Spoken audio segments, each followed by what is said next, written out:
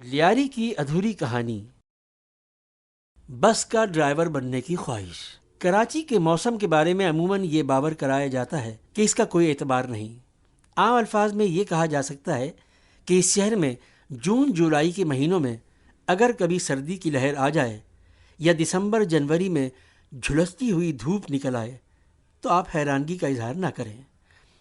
آج سے 50-60 سال پہلے کراچی کو یہ الزام نہیں دیا جا سکتا تھا۔ اس زمانے کی غربت اور معاشی مسئلے اپنی جگہ، لیکن زندگی بڑی ترتیب سے گزرتی تھی۔ لوگ اخلاقی لحاظ سے زیادہ آگاہی رکھتے تھے۔ روڈ سینس اور سیوک سینس رکھنے والے افراد کی تعداد بہت زیادہ تھی۔ خیر، یہ تو الگ موضوع ہے جس کے بارے میں کسی اور موقع پر بات کریں گے۔ دراصل ہم یہ بتانے کی کوشش کر رہے ہیں کہ جب ہم لڑکپن کے دور سے گزر رہے تھے تو گرمی اور سردی کے سیزن بھی ترتیب بار ہی آتے جاتے تھے۔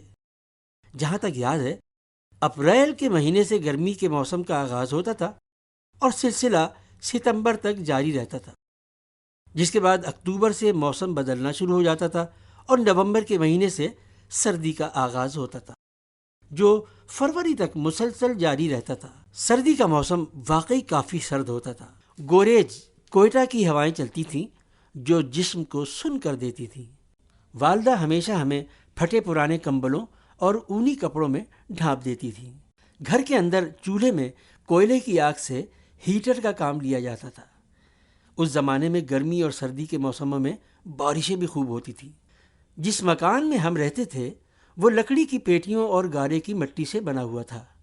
چھت پر کل یعنی مخصوص قسم کی چٹائی فکس ہوتی تھی جن کو سال میں 1-2 مرتبہ بدلنا ضروری تھا، لیکن چونکہ والد صاحب کی آمدنی بڑی مشکل سے 2 وقت کی روٹی میں صرف ہو جاتی تھی، اس لیے باقاعدگی سے چٹائیاں بدلنا بہت ہی مشکل کام تھا۔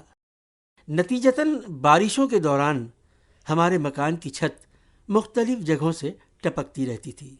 جہاں جہاں بارش کا پانی گرتا تھا ہم بہن بھائی پیتل کے برتن وہیں رکھ کر اس پر بوند پڑنے کی موسیقی بڑے شوق سے سنتے تھے۔ دن میں بارشوں کے دوران ہم گھر سے باہر نکل کر محلے کے لڑکوں کے ساتھ مل کر خوب نہاتے اور غل غپاڑا کرتے تھے۔ مارشل لاء دور حکومت میں ایک مرتبہ زبردست بارشوں کے بعد سیلاب آیا جس نے بڑی تباہی مچا دی تھی۔ محلے میں کئی مکانات بہہ گئے۔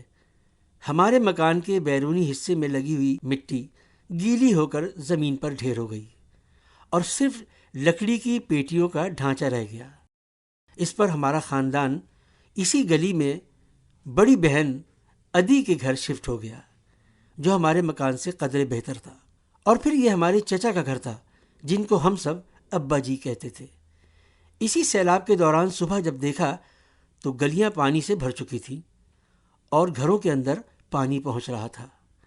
گلیوں اور گھروں میں کوئلے کے بڑے بڑے ٹکڑے بھی بہہ کر چاروں طرف پھیل چکے تھے۔ پتہ چلا کہ کوئلے کے گودام میں رکھے ہوئے کوئلوں کا ذخیرہ بہہ کر پورے لیاری میں پھیل گیا ہے، جو اس وقت نشیبی علاقہ تھا۔ بعد میں گلستان کالونی کے نام سے لیاری کے ترقی یافتہ علاقوں میں شمار ہوا، جس کے لیے کونسلر عمر خان اور بابو فضل الرحمان کی خدمات قابل ذکر ہیں۔ اس دوران ہم نے گھر سے باہر جھانکا تو ایک بڑے صاحب نظر آئے جو ایک ہینڈل پکڑ کر پانی میں سے گزر رہے تھے۔ یہ کچھ عجیب سا منظر تھا، ہماری سمجھ میں کچھ نہیں آیا۔ قریب آ کر دیکھا تو معلوم ہوا کہ یہ صاحب سائیکل کا ہینڈل تھامے ہوئے تھے اور اس سائیکل کے دونوں پہیے پانی میں ڈوبے ہوئے تھے۔ اپنے مکان کے بارے میں پہلے ذکر کر چکا ہوں کہ وسیع صحن میں کھجور کے 2 درخت تھے جن کے ساتھ گارے کی مٹی اور لکڑی کی پیٹیوں سے بنا ہوا ایک ہال نما کمرہ تھا، اتنا کشادہ کہ ہمارا پورا خاندان سمایا ہوا تھا۔ یہ بہت ہی ہوادار تھا، لیکن اس کی وجہ بجلی سے چلنے والے پنکھے نہیں تھے۔ روشنی کے لیے لالٹین مٹی کے تیل سے جلتی تھی۔ والد صاحب سورج غروب ہونے سے تھوڑی دیر پہلے گھر آ کر پہلا کام یہ کرتے تھے کہ لالٹین کا شیشہ صاف کر کے جلاتے تھے۔ ہوا کے لیے چھت کے مغربی حصے میں ایک بازگیر یعنی ونڈ کیچر لگا ہوا تھا۔ یہ دراصل ایک کھڑکی نما لکڑی کا بنا ہوا 3-4 فٹ کا کھلا ہوا تکونا فریم تھا جو چھت کے اوپر فکس تھا، اور اس کا رخ مغرب کی جانب ہوتا تھا، جہاں سے ہوا کے جھونکے پورے گھر کو ایئر کنڈیشن بنا دیتے تھے۔ اس وقت نیند اتنی پرسکون اور آرام دہ ہوتی تھی، آج صرف اس کی تمنا ہی کی جا سکتی ہے۔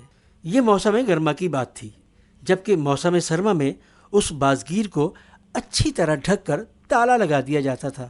اس بازگیر میں بسا اوقات چڑیا بھی بسیرا کرتی اور گھونسلے بنا لیتی تھی، جنہیں وقتاً فوقتاً صاف کیا جاتا تھا۔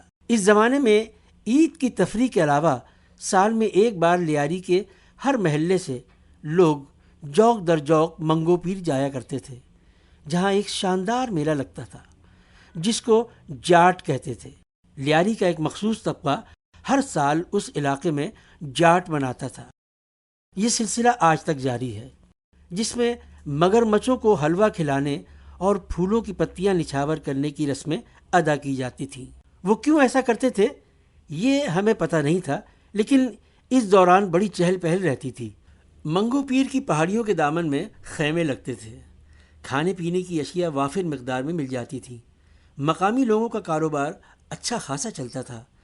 بہت سارے لوگ ایک ہفتے تک خیموں میں رہائش پذیر ہوتے تھے، لیکن ہم لوگ صرف ایک رات ہی گزارتے تھے۔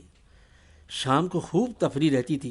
یہاں نہانے کے لیے 2 قدرتی چشمے بھی تھے، ایک کو گرم آب کہتے تھے، جبکہ ٹھنڈے پانی کا چشمہ سرد آب کہلاتا تھا۔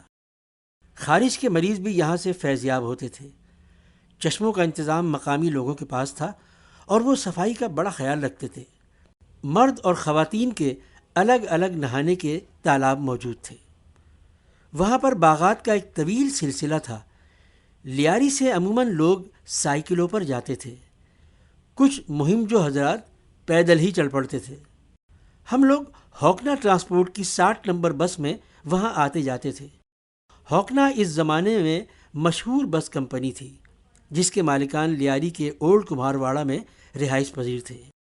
انور شاہ، شریف شاہ، اشرف شاہ، اصغر شاہ اور پاشا اسی خاندان سے تعلق رکھتے تھے۔ بڑے بھائی انور شاہ میونسپل کونسلر بھی تھے۔ ہوکنا کمپنی کی بس لی مارکیٹ سے منگو پیر جاتی تھی۔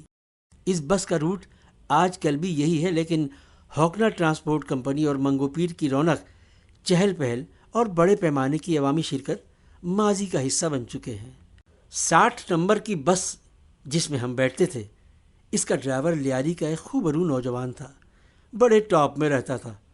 بغدادی کے مشہور باکسر استاد سٹو خان سے تعلق رکھتا تھا۔ ڈرائیونگ کرتے وقت پائلٹ چشمہ پہنتا تھا، بڑی مہارت اور فلمی ہیرو کی طرح بس کی ڈرائیونگ کرتا تھا۔ ہم عموماً ڈرائیور کے برابر میں گیئر کی ڈگی پر بیٹھتے تھے اور سامنے روڈ کے دلکش مناظر سے خوب لطف اندوز ہوتے تھے۔ ڈرائیور کی بڑی عزت ہوتی تھی۔ ہر اسٹاپ پر لوگ اس کو سلام کرتے اور استاد کہہ کر پکارتے تھے۔ اس کے یہ ٹھاٹ باٹ دیکھ کر ہم نے بھی ایک خواہش کو دل میں جگہ دے دی کہ بڑے ہو کر 60 نمبر بس کا ڈرائیور بنیں گے۔ جیسا کہ آپ کو اب پتہ چل گیا ہوگا کہ ہزاروں خواہشوں کی طرح ہماری یہ خواہش بھی بعد میں پوری نہیں ہوئی۔